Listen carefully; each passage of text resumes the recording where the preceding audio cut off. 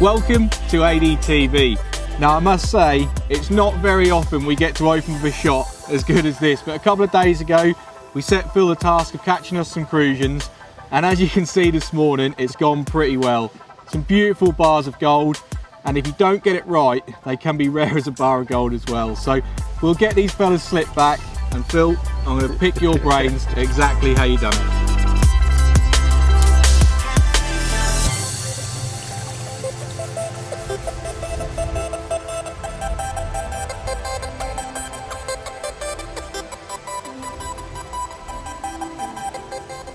Well, Phil, well done this morning. I must say you've completed the task no problem at all with some of the hardest fish to catch there probably is that you can fish for. So pressure's off, mate, and it's now time for me to sit down and pick your brains about exactly how you've done it. So first of all, we can't go further than talking about the lake. So we're at Dismere today, yep. And let's face it, it's quite an unusual surrounding to be catching Crucians. It's the middle of a park, it's busy. We've got sort of a pub over the far side, church back, there's a lot going on, yep. And I wouldn't expect it. So why have you chosen here to come first? I think when it comes to catching true Crucians, especially in East Anglia, you haven't got many choices. Yeah. They're nice Crucians in here. Yeah. They aren't the easiest ones to catch, but they're nice, old, dark, they are 100% genuine Crucians. I must say that is a rarity, so I'll give you that one. Your bit of homework is done well. So then about how you're fishing for them. So the first thing I noticed when you got down here, or we got here after you, is you're fishing seriously close in, sort of perhaps just off the end of your rod tip. Yeah. Is that the norm for everywhere, or is that dedicated to this lake? I found on a lot of different lakes that they like coming up onto the marginal shelf to feed. When I've seen Crucians rolling early in the morning or late at night, it's quite often really tight to the bank. Yeah. There's something that draws them up on that shelf to find food. So sometimes 2 rod lengths can be a rod length too far. Yeah, that's surprising, isn't it? Because you could probably fish too far and think all day that you've not had any fish in your swim, and actually they're just that little bit closer to where they feel safe. Yeah, so. Yeah. I think there's a few reed beds and that on the marginal shelf, and I think they attract the Crucians as well. They feel safe tight to those reeds. Yeah, I mean, I must admit that's the first thing I've taken from it, and if I was to do this again, I'd fish closer in because I'd be further out than that. So point 1, I've learned it, I've taken it in, and then next, let's face it, with Crucians, they are the most frustrating, awkward fish to catch sometimes. When it's not going right, they are really hard. So the rig has got to be so important with fish that are this sort of fine as when they feed. Yeah.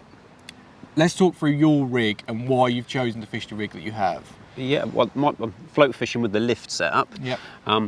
May seem a little bit clumsy because I've got one large bulk shot, a couple of inches from the hook, but I find if I put tiny little pole floats on and fish tiny little dropper shot and scale everything down, I end up striking at lots of line bites where fish are in your swim brushing against the line. And when a Crucian picks up my bait on the lift method, I get a more positive bite. Yeah. You get 2 types of bite, one where they lift your shot off the bottom and the float will stand up in the water, the lift bite. The best ones, yeah. Or if they move away and move the weight along the bottom of the lake, it'll drag the float under. Yeah. But it eliminates, you can ignore a lot of the dithering and the moving because it's just fish in the swim brushing against it, but when they pick the hook bait up, you'll know when they've picked the hook bait up. I must say, for stuff that is, like we've said numerous times and mentioned it because it isn't quite important with these, how finicky they are with feeding. Your bites, like you said, either up and lift method or they're going. A little pole float, I'd have been striking so many times that weren't bites. And I think you'll get plagued by more and more roach and rudd and smaller fish because you've got such fine presentation. You'll catch everything that's in the swim, and I'm trying to get my bait straight to the bottom